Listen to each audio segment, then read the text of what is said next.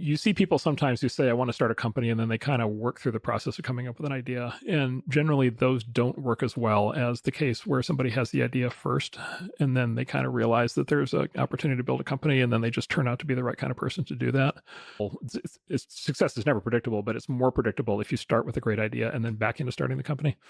So this is what we did. We had Mosaic before we had Netscape. The Google guys had the Google search engine working at Stanford. Pierre Omidyar had eBay working before he left his previous job.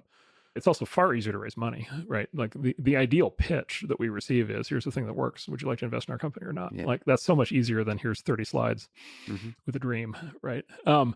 And then we have this concept called the idea maze, which Balaji Srinivasan came up with when he was with us. There's a mythology that these ideas kind of arrive like magic, or people kind of stumble into them. It's like eBay with the pest dispensers or something. The reality usually with the big successes is that the founder has been chewing on the problem for 5 or 10 years before they start the company. And they often worked on it in school, or they even experimented on it when they were a kid. And they've been kind of training up over that period of time to be able to do the thing. So they're like a true domain expert. And it sort of sounds like mom and apple pie, which is, you want to be a domain expert in what you're doing, but the mythology is so strong of like, oh, I just had this idea in the shower and now I'm doing it. Like it's generally not that. We call it the idea maze because for any idea, there's like all these different permutations. Who should the customer be? What shape, form should the product have? And how should we take it to market and all these things? The really smart founders have thought through all these scenarios by the time they go out to raise money.